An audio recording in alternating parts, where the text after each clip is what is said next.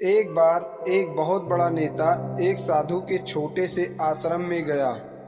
उसने साधु के बारे में बहुत सुना था, तो उसके मन में आया कि मैं एक बार जाकर देखता हूँ कि लोग उसकी इतनी तारीफ क्यों करते हैं। जब वह उस आश्रम में गया तो वहाँ एक छोटा सा कमरा था, जहाँ पर एक कालीन बिछा हुआ था। वहाँ पर कुछ लोग नीचे बैठे हुए थे और साधु जी सामने बैठे हुए थे। कुछ सवाल जवाब चल रहा था। वह नेता उस आश्रम में आया और उस नेता के साथ 4 बॉडीगार्ड भी थे और उनकी यह आदत थी कि जहाँ पर भी वह जाता था लोग अपनी जगह से खड़े हो जाते थे और उसकी तरफ देखते थे, हाथ जोड़ते थे और सर झुकाते थे। लेकिन यहाँ पर कुछ भी ऐसा नहीं हुआ। साधु व्यस्त होने के कारण उसकी तरफ देखा तक नहीं। तभी नेता को लगा कि यह मेरी बेइज्जती है और वह इस बात से गुस्सा हो गया। नेता ने थोड़ा गुस्से से साधु की बात को बीच में काटते हुए कहा कि मैं आपसे कुछ कहना चाहता हूँ। साधु ने उसकी तरफ देखा और बोला, आप थोड़ी देर रुकिए, पहले मैं इनके सवाल का जवाब दे दूं, उसके बाद मैं आपसे बात करता हूँ। तब तक अगर आप चाहे तो आप बैठ सकते हैं। बस साधु का इतना कहने की ही देरी थी, नेता का चेहरा गुस्से से लाल हो गया और फिर उसने अपना सारा गुस्सा उस साधु पर निकाल दिया। अभी तक वह नेता बहुत तमीज से आप करके बात कर रहा था, लेकिन अब वह तू तड़ाक पर उतर आया। नेता ने उस साधु को कहा, तुझे पता है मैं कौन हूँ और तू किससे बात कर रहा है?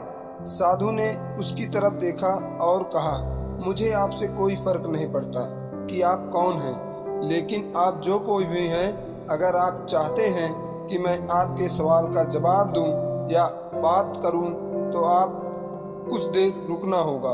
और साधु की यह बात कहते हैं नेता गुस्से से पागल हो गया और वहीं सबके सामने चीखने चिल्लाने लग गया। अब मैं तुझे तेरी असली औकात दिखाऊंगा। तूने मुझसे पंगा लेकर ठीक नहीं किया। तुझे पता भी है मैं तेरे बारे में क्या सोचता हूँ? साधु ने फिर नेता की तरफ देखा और बड़े प्रेम से कहा कि मुझे इससे कोई फर्क नहीं पड़ता कि आप मेरे बारे में क्या सोचते हैं।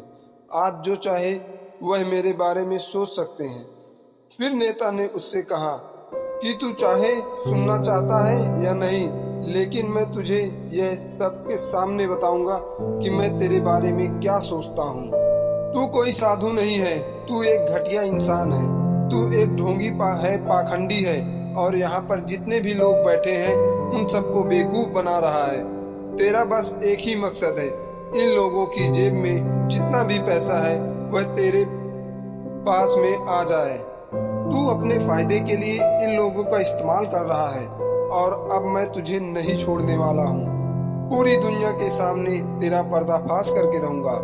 लेकिन इसके इतना बोलने के बाद भी हल्की सी मुस्कान उस साधु के चेहरे पर बनी रही। यह देखकर वह और भी दिल मिला गया और उसने कहा, अब बहुत हो गया, अब मैं यहाँ 1 मिनट भी नहीं रुकने वाला। लेकिन अभी भी तेरे पास मौका है।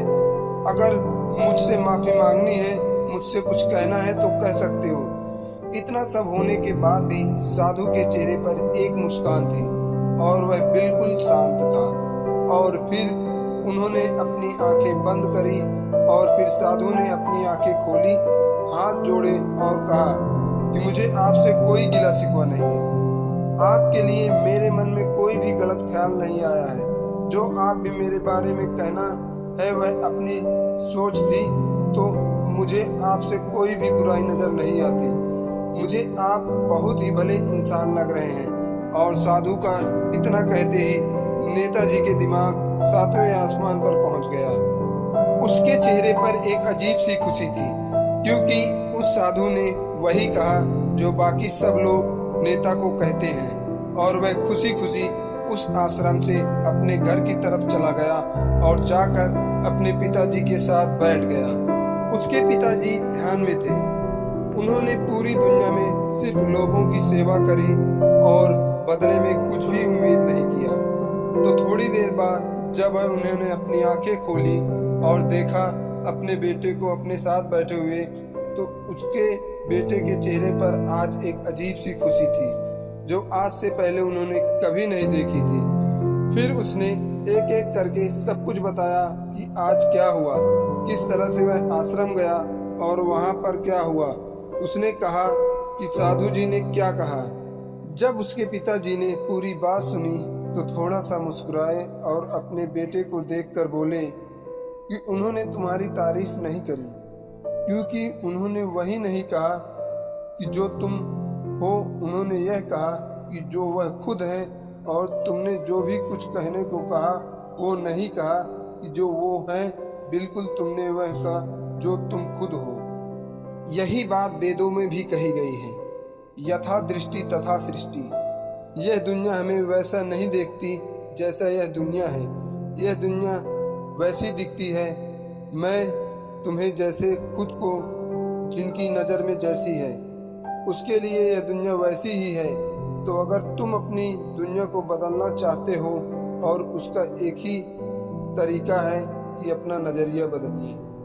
समाप्त। ऐसी और वीडियो के लिए हमारे चैनल को सब्सक्राइब करें, और वीडियो पसंद आए तो वीडियो को लाइक करें और शेयर करें। धन्यवाद।